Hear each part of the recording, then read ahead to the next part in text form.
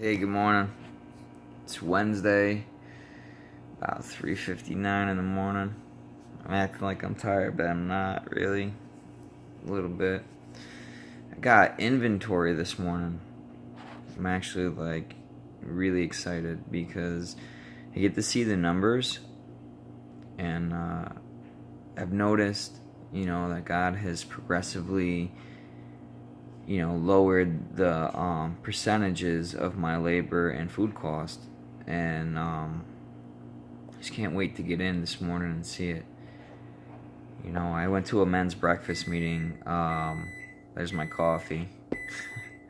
A men's breakfast meeting for Christian men, and I asked them. I was like, "Can you pray for my store that it does well?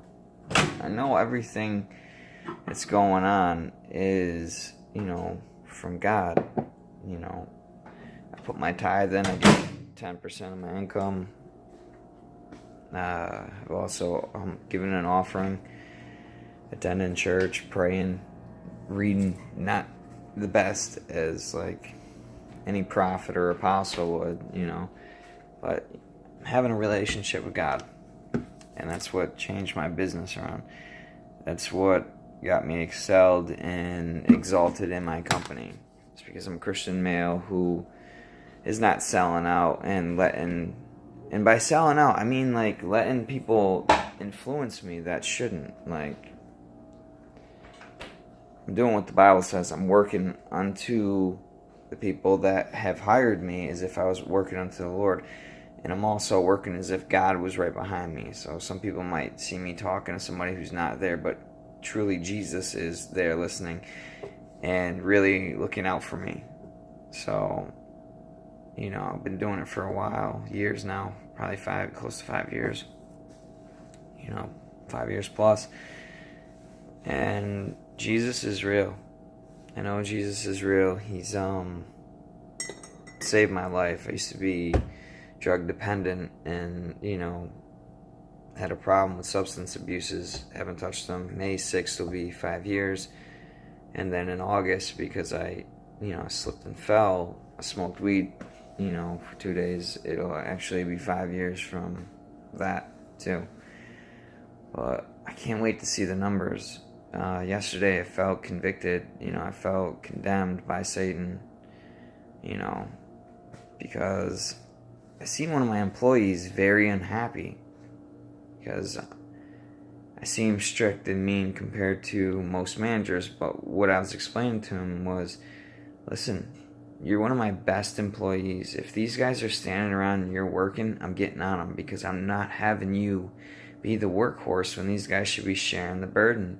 And I'm not paying people to stand around. That was one of the reasons why my store looked like it was failing. They're paying 50% in labor, which your labor should only be anywhere between 35 and 40.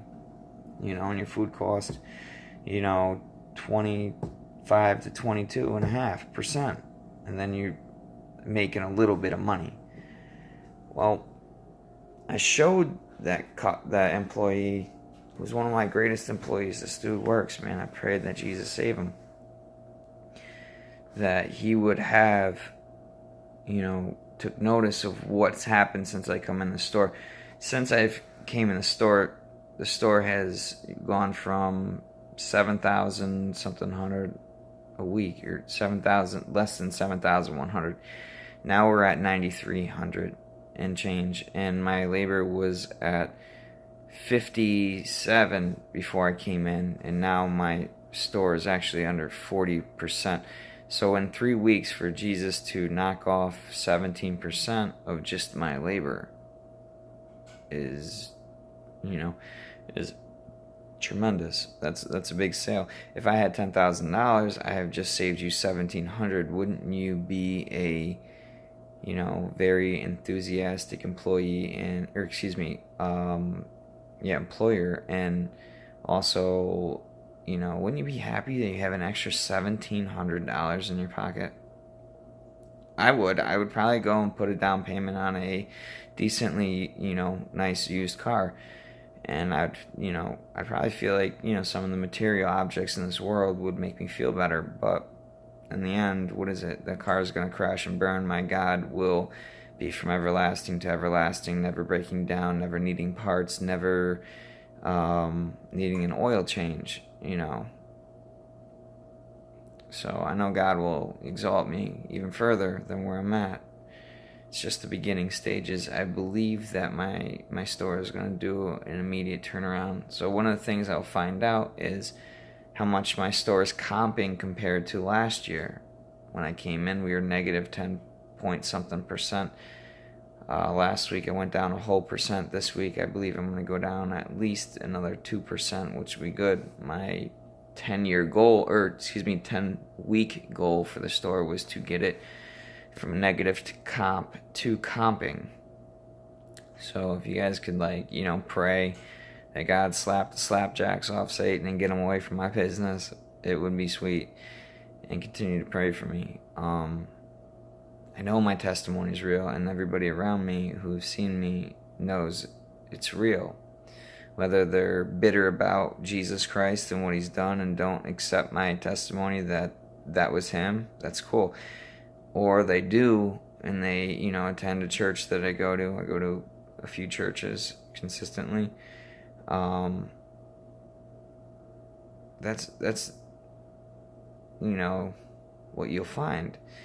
You're going to find that some people believe it and some people are extremely bitter, but you can tell that Jesus Christ is real is if you ask somebody about it and they either get really, filled with joy from their heart, like, yeah, he's done something in my life and saved me, or they're going to get extremely bitter because, yes, Jesus Christ has shown himself real in their life and they just can't come to the fact that, he's real and has a plan for you and doesn't want you just to be some ordinary schmuck and to get up and be somebody. That's what it comes down to be, and that's what it breaks down to.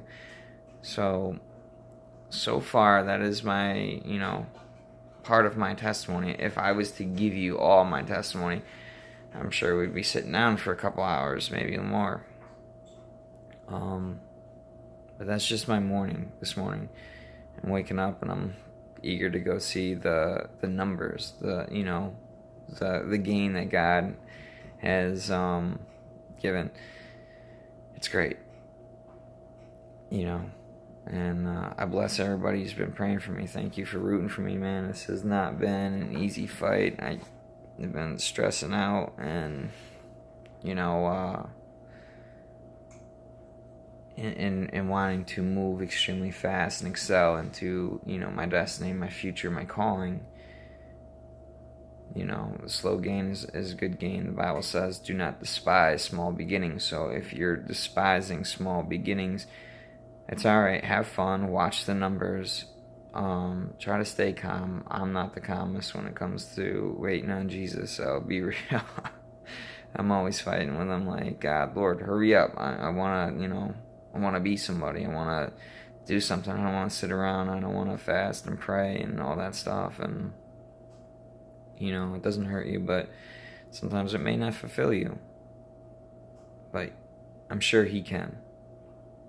So if you're like me and you're eager to look at the small process, the numbers don't lie, especially if they're on paper. Look at the paper trail. Jesus will always leave fingerprints and paper trails in people's lives. So definitely check that out. Definitely look. You can even see a Bible behind me. I got one there, and I got one right here. This is the one I read from. So currently in the Psalms, and Psalms really tells you about who God was to David and who God is. So definitely check that out, my guys. And God bless you. Have a good day. And, if you got a brother that needs Jesus, dude, just reach over and just slap the slapjacks off him. You know what I'm saying? God bless. Swizz!